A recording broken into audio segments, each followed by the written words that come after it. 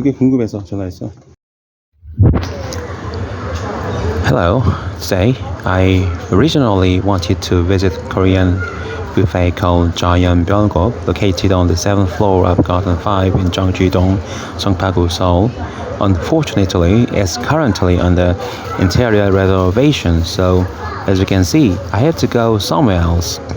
I thought if Giant Byongok isn't available, let's go to Ashley instead, but since Ashley and Giant Byongok are operated by the same company, both places were under construction, so in the end, I had no choice but to leave Garden 5 and head to sushi buffet near the Gonyang apartment complex. The name of this sushi buffet restaurant is Kuku.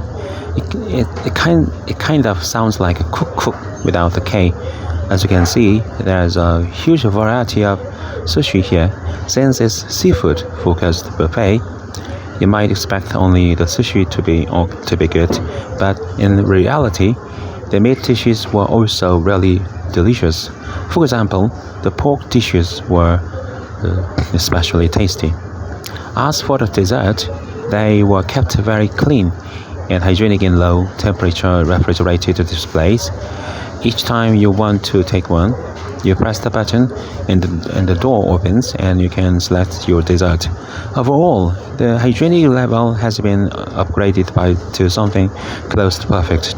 The last time I visited, the hygienic wasn't great and there was even an unpleasant smell. But today, this place, Kuku, which I chose as a backup option, had been completely renovated and felt entirely refreshed.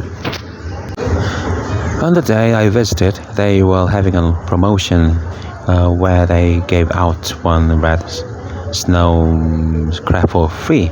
But to be honest, I couldn't even bring myself to eat it. As you can see in the video, I tried, but first of all, it was too cold. It had completely cooled down, and there wasn't that much meat in it. Also, I really dislike the salty fishy smell that comes from the body of the crab. So, after trying to eat it, I decided not to continue. Personally, when it comes to crab dishes, you know that part in the body, the kind of creamy, not quite meat, but something in between, almost like innards have melted. I'm not exactly sure how to describe it, but while I do like the crab meat in the legs, I find that melted innard-like part in the body a bit difficult to handle, so I decided not to eat that part. They called it Red Snow Crab event, but honestly, it felt more like they were just giving away something with little commercial value for free. The legs were so thin that there was barely any meat to pick out, and although it looked like a proper crab on the outside, it was almost empty inside. I felt like they were handling out something that couldn't really be sold, almost as if it was a gesture of goodwill. Honestly, think it might have been better not to do that at all.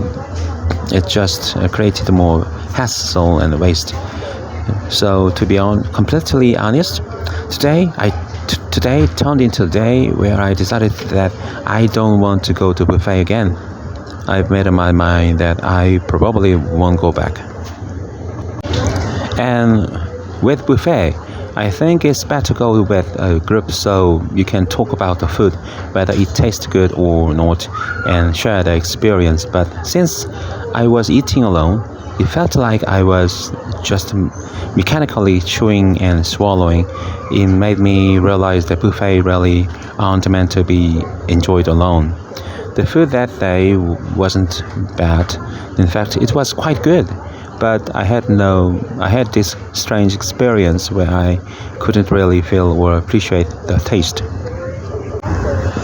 And I don't really want to complain about the food, but that red snow crab they gave me out as part of the event, it really only looked like a proper crab on the outside.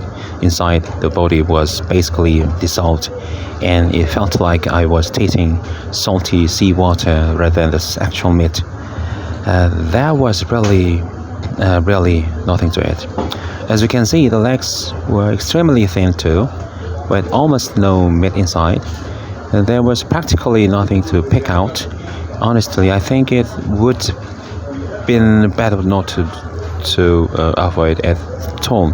The crab actually made the overall experience worse for me. Still, there was one positive takeaway from visiting Cuckoo Buffet that day. First of all, the shike here was really delicious. It's a traditional Korean drink and it tastes great. Not just here, but at places like Ashley and Giant Bulguk as well. They all offer traditional Korean beverages, and honestly, it felt like they might be all sourcing them from the same supplier. The taste is identical, and even the variety the same. So it made me think that there's probably a specific food company that specializes in supplying these traditional drinks to large franchise buffet.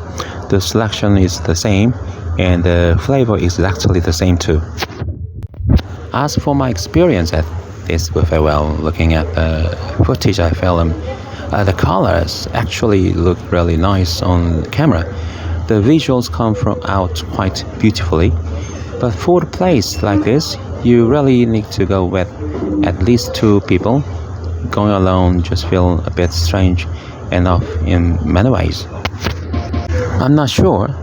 Since this wasn't the place I originally planned to go, it didn't really meet my expectation. I hadn't intended to come here in the first place.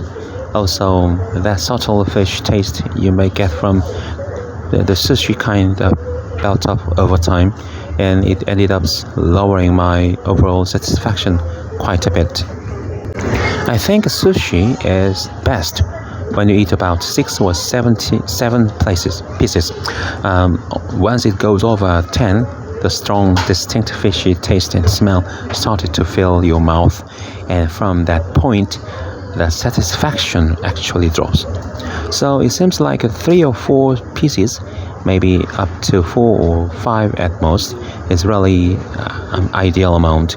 Once you go beyond 7 or 8, unless you really enjoy that strong fish flavor and aroma, it can become quite a tough experience, at least for me.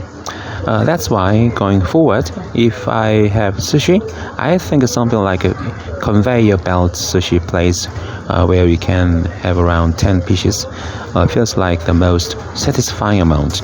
Anything beyond that just starts to feel a bit overwhelming. And when you see mukbang YouTubers going to conveyor belt sushi places and eating 100, 200, even 300 plates of sushi, it's honestly amazing to watch. Alright, if I keep this talking, I feel like my complaints about this sushi buffet might just explode, and that would probably be quite unpleasant for you to listen to. So I'll wrap these things up here. You may or you may not like it, but I'll just let you watch the rest of the footage and decide for that yourselves whether it's worth visiting and get a sense what sushi buffet in Korea are like. I'll stop talking now.